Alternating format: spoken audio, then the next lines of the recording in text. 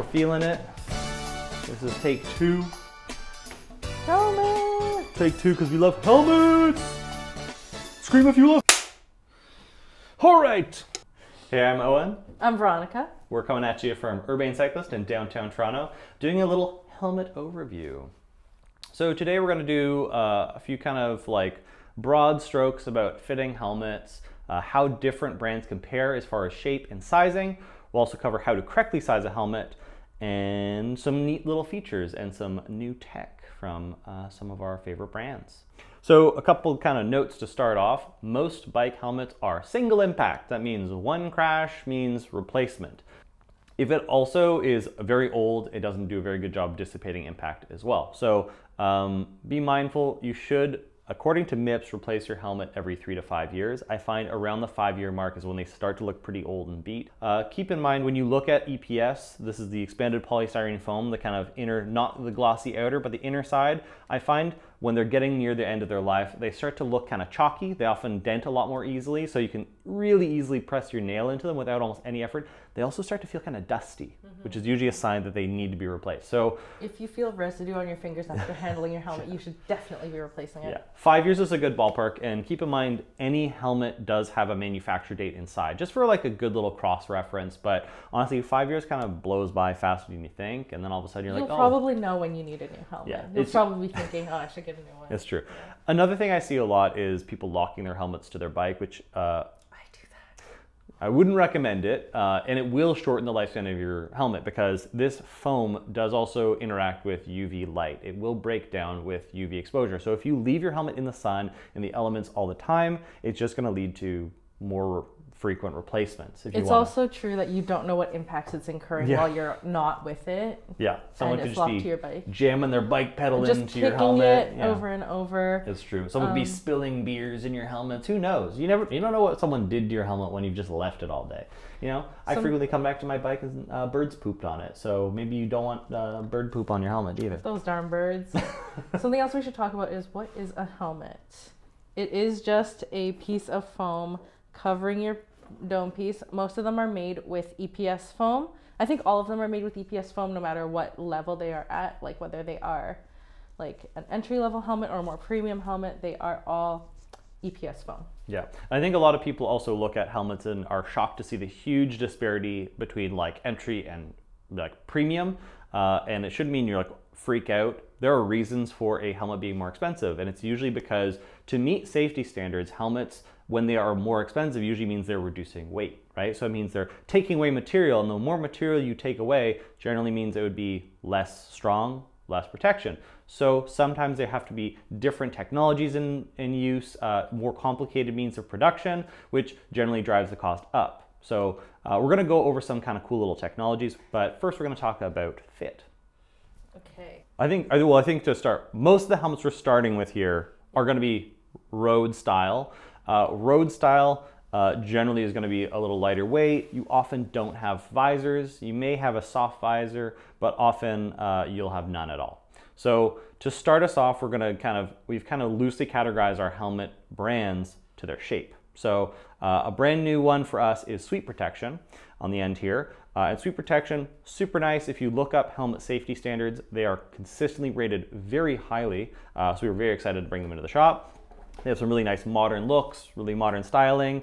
And as far as all the helmets we sell, we would consider them actually the narrowest. So myself and Veronica are great samples for this because... Kind of at the extremes. At the extremes. Yeah. I have a large, long, thin head, and you have a much more round head. So we have very different needs for helmets. Our sizing might not be that different, but it does mean we have very different preferences. So for myself, Sweep Protection fits fantastic. I like how we're on the wrong sides of the table. On the wrong side of the table. The Sweep Protection for me fits fantastic because I don't need that extra width. Usually, for example, if I were to put on, and let's just pop it on for fun, if I were to pop on a wider helmet, you'll notice probably space where there shouldn't be. So this is the correct size. You can see fits nice and well. There's not a lot of play. I can size it down even a little more. And all these are going to have that dial in the back that kind of shrinks the overall diameter down. What it doesn't change is the overall shape of the foam. The foam is fixed. So you'll have a little bit of padding in there, but you can see not a lot of movement, and it feels nice and snug, doesn't feel any pressure points. So to me, this is a great fitting helmet, feels very comfortable. Whereas for me, I would want something, oh, this is the wrong size. Whereas for me, I would want something that is rounder, like this one. So one thing we found is probably the most wide fitting helmet we have, and wide for width, would be cask. So you can see cask fits Veronica very well. You don't see a lot of kind of floating. If, for example, Veronica were to put on a sweep protection, there's a good chance it would float off the front of the forehead. I don't even know if I can put It's all good. Don't even bother. And then, for example, if I put a cask on, which actually this is a great example back to back, you can see there's a ton of space on the side. So this is the right size for me, but you can see there's a lot of excess movement. Even with this dialed down, there's still kind of space to stick my fingers up in the helmet. So that's... Even if it fits. Even if it fits. This is the right size front to back. It's sized correctly. It's the same size as the first helmet I was trying from Sweet, but the difference is it's just not the right shape for me. So although it fits, it doesn't fit as good as another brand for my particular head shape. So let's talk a little about some features as well. You're gonna see on the sweep protection, we're gonna see MIPS. And MIPS is not brand specific to a specific helmet. So we're gonna see it in sweep protection. You're gonna see, for example, if you look on the inside of this, you obviously see the MIPS tags. You often see a little MIPS emblem on a lot of these as well. There's also a yellow liner. This one is yellow. Sometimes they're not. But what MIPS is, it's a multi-directional impact protection system is what that stands for. So on the inside, the idea is it's a slip plane. So if you look, it can actually rotate around. So when the helmet's sized correctly, it can move around freely to a certain extent. And the idea there is it's designed to reduce the chance of getting concussions. So a typical helmet is effectively a foam hat, right? It's protecting your skull against impacts. You don't want to break your skull. But a MIPS equipped helmet will actually rotate just a little bit. And the idea of that is it's just enough to cushion the inside of your head. Well, it's absorbing the rotational damage instead of allowing your brain to absorb the rotational damage. Mm-hmm. So you decrease the likelihood of having a concussion if you are in any kind of impact. Exactly. So moving along from Sweet to Giro. Giro is still on the side of a little longer and narrower, but we find it doesn't fit quite as narrow as Sweet protections. So with this, it's going to be a little more classic Giro, a little more kind of angular. They do smooth out their kind of overall profile more. Still very lightweight, still MIPS equipped, but it's slightly different as far as shape over Sweet. This is the Giro Cielo. You can see that there's lots of cutouts, so it's extra lightweight as well, and also these lower profile areas so that it weighs less as well. Mm-hmm. Nice and light for sure. Mm-hmm. Very sporty. Probably one of the shop favorites would be the Smith Network. So I actually use this helmet. One thing you'll notice, similar to the Sweet, they have this kind of beveled edge, which I find a lot of people like. It makes it look a lot smaller. You don't have that kind of mushroomed out look. But a different technology they use is actually the choroids. If you want to show that to the B camera, choroid is basically almost like a cell straw type looking thing. Super light, super stiff for compression. So it means it's actually molded right into the foam. So this is another one of those technologies where they're able to reduce weight significantly while increasing strength. And that's, again, when you're kind of more higher likelihood impact areas all along the sides of the network here. So the cask here, they use a WG11, which is their version of MIPS. Still designed to reduce the chance of concussion, but isn't maybe so plainly obvious to the naked eye.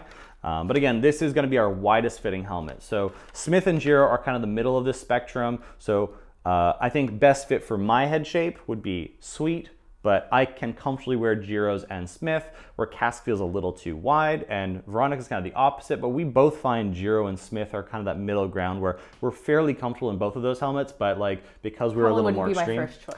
Exactly, yeah. You'd be probably more cask or Smith. Yeah. I'd probably be, I guess, funny enough, I would use a Smith, and I'm very happy with it, but I think Sweet, being brand new, that's probably my top choice now, with Giro and Smith both being a very good fit for me as well. In 3 to 5 years. 3 to 5 years, I'll be wearing a Smith or wearing a Sweet. All right, so as far as different technology, we have a new interesting technology called ALEC, which is actually designed in, this is the Smith, sorry. The only one we The only helmet we have featuring the new ALEC crash sensor technology is the Smith Triad here. So this is a new feature that we are carrying now. You can see that this universal fit dial might look a little different from the other ones. And that's because this right here is a crash sensor. So it senses any change in your velocity, like a rapid change in velocity that would indicate that you were in a crash. And it connects to an app that will tell like your list of emergency contacts, like, hey, so-and-so is here, they've been in a crash, and it sends a precise pin of your location to them. This helmet also features all the things we've discussed up until now, the MIPS inside, Coroid on the sides here, and special sensor. Special sensor. Yeah, it's pretty cool because that is a sensor you can technically add to any bike helmet, but it's like a stick-on thing that like kind of looks a little bulbous. It doesn't look streamlined. And this is just built right into It's built right into that dial, which is very clever. Also nice and hidden. It's not so obvious. A couple notes too about helmet fit. So we've kind of skimmed over the shapes, but what's important to note is a more premium helmet typically, obviously, it's going to have sizes, but it also does have this dial. And you'll notice very small clicks, so you can hear clockwise to tighten, counterclockwise to loosen on both of these. The more premium helmets tend to have finer adjustment, which is really nice.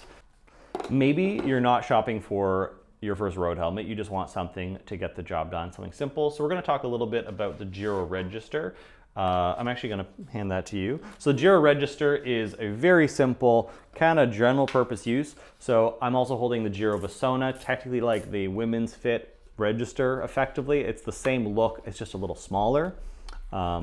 Big thing here is these are considered universal fit, which means they're kind of like a medium to large, but can be adjusted quite small, which means that adjustment, it's not quite as small, the increments, it's a much broader range, so therefore it just kind of isn't as adjustable. And because it's a universal fit, it means it's one size fits most. So I think you can tell that it does look pretty big on my head. Yeah. And also like there is enough room to slip my entire hand behind. So I don't know if I'm showing the camera properly. yeah, that's but tough. yeah.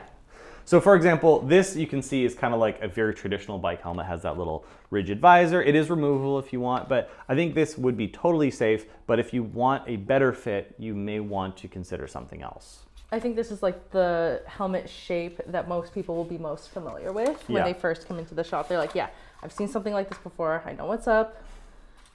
I think a lot of Classic people helmet. want something a little different, and I think that's a great point. I think this is what people want to avoid when they say, I don't want to look like a cyclist. So you can see Giro also makes some really nice, we often kind of refer to this as an urban style helmet. This is kind of almost a fusion of like a modern road helmet and a mountain bike helmet, where you have a small visor, integrated nice and seamless, a little lower cut like you'd see on a mountain bike helmet. Still has some ventilation, but not excessive. It kind of looks like almost like a, what's the word I'm looking for? Like a horse rider, kind of like a, I don't know, equestrian helmet. Like, yeah, it almost looks like a slim version of an equestrian helmet. And I think a lot of people just like the look of these. I personally like a little more ventilation. I run pretty hot, but this is still gonna have like proper venting designed for airflow over top, airflow in the back, still nice, fine adjustment. So this is the Caden 2. I think what also MIPS, contributes to making this a very good urban helmet, or why we would say it's designed for an urban environment, is there are these reflective strips. Can I get it? Maybe that this one? camera. We can't tell. That's going to be a surprise. And also these reflective bits on these straps. The reflective straps is actually a really interesting little touch. But yeah, we have obviously many more helmets than just what we've kind of painted here, but this is designed kind of so we have a little bit of an idea of how they should fit. We're kind of showing the extremes of what we have to offer. Exactly. And I think it's really important, the takeaway here is fit is the most important. Just like when you're buying a bike, the most important thing is to do a test drive. If you come into the shop, the most important thing is to try on some helmets.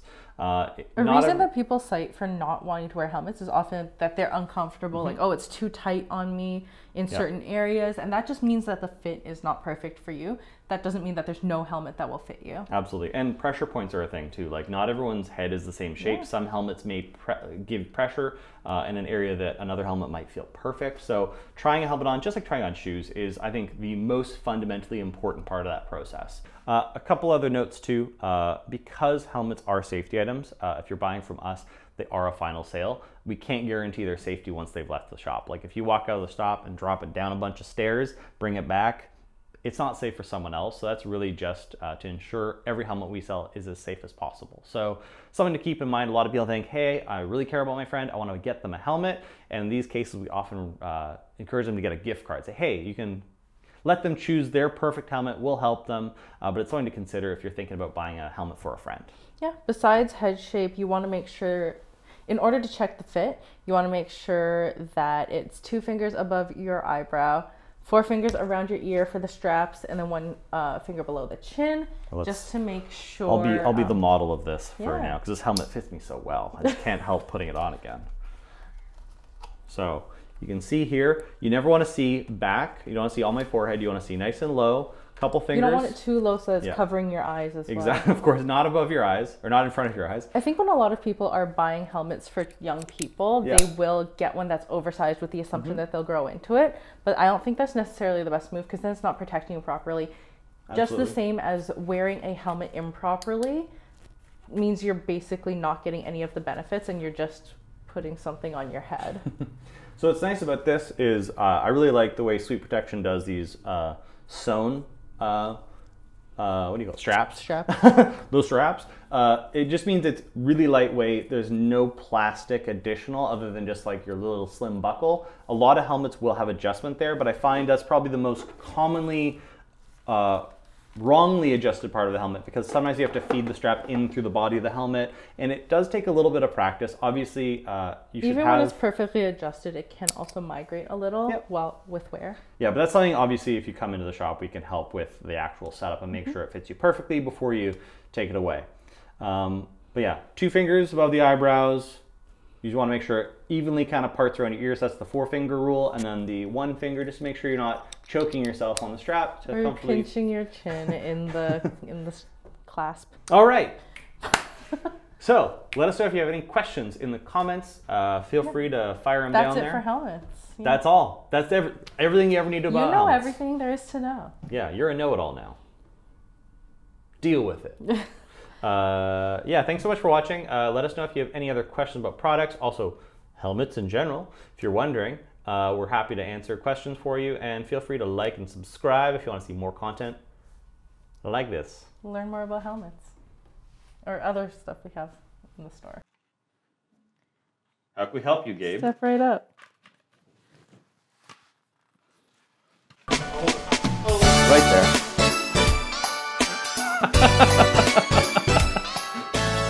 You're looking for a wheel.